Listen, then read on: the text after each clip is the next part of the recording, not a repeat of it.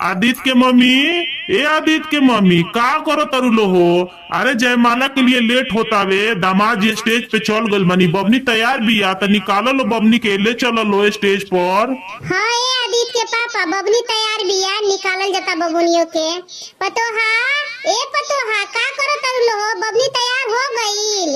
आये मम्मी, अभी बबनी कहाँ तैयार भइल बानी। धुरछू के पानी लेट से आई हवे, त लेट से नहावन भइल, ओई से भी बबनी तैयार नहीं भइल, अभी तैयारी होता नी वहां के। कितना तैयार कराओ ताऊ सरे, तनी झटपट तैयार करावो सो। अरे ये मम्मी के ना जल्दी जल्दी क्यों तैयार कराई वहां के? कबो आँखी में त काजल लगावे नी ना, मेकअप कबो करे नी ना रब बेटी। आज पहले पहला बार काजल लगावे जाता तो वहां के आँखी में परपराए लगता रे, तो रोवे लगता नी।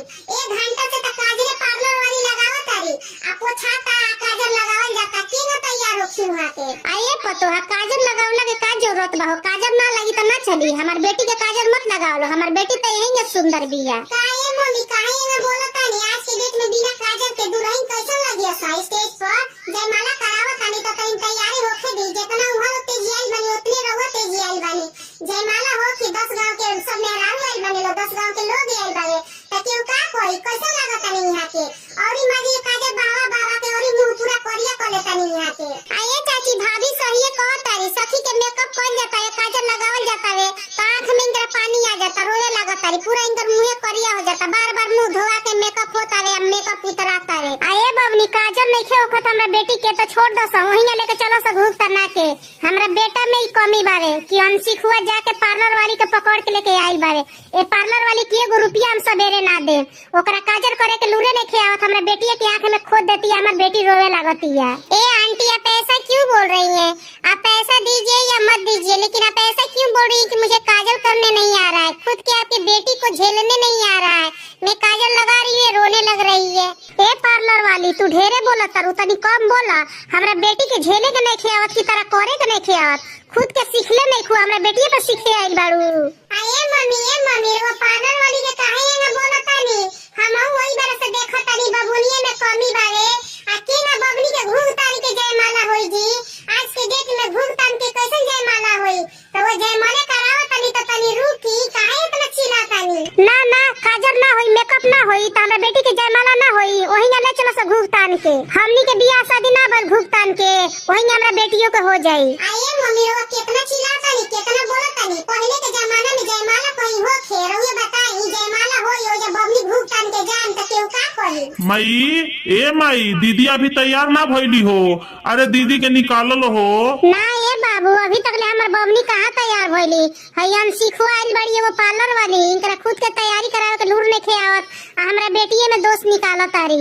बाप रे बाप, ये गवारिन देहाती औरत कितनी डेंजरस है, इतनी खतरनाक औरत हमने कहीं भी नहीं देखा था। ए जी, अपने मम्मी को आप क्यों नहीं समझा रहे जी?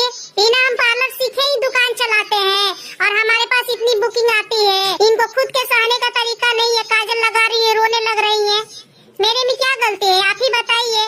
जब से आपकी मम्मी यहाँ खड़े होके चिल्ला रही है सर पे। ए मम्मी, पार्लर वाली तो ठीके कहत तारी हो, पार्लर वाली तो ठीक है, दीदी के मेकअप कहाँ होला हमेशा, पहला बार होता है दीदी के, यही से टाइम लागता। हाँ, पार्लर वाली के तेही न बोलौले बड़े, तेही पैसा गिनले बड़े, तोरे बुकिंग पे पार्लर वाली आइल बड़ी, ओही से ते पार्लर वाली के बड़ाई करता रे, ते माई के बात थोड़ी ना मनबे। हमरा बेटी के मेकअप बढ़िया से करते नहीं थी, भले कहीं दूसरा जगह करत होकस, लेकिन हमरा बेटी के मेकअप बढ़िया से करत नहीं थी। ई भइल बा इनकरन की कब हम घरे भाग जाए। ए तनी जल्दी जल्दी हमरा बेटी के तैयार करा द, ठीक बानू?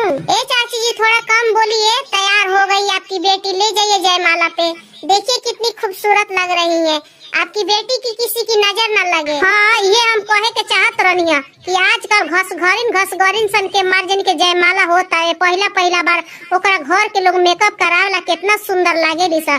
देखा था कितना निमन तैयार करौलू, जब तारा बढ़िया तैयार करावे के रहल हवे तो कहेला नु कि हम बढ़िया तैयार करतानी। पतोहा, अब तू एजा का सोचत तारू? बबली तैयार हो गइल त चदरिया लेके आव, आपन वाला चदरिया, तनी बढ़िया का चदरिया लेके आव, ऊपर से बबनी के तान के लेके जाई लो। अरे ये बाबू बबनी तैयार हो गई लो, बबनी तैयार हो गई, ले जा लो बबनी के।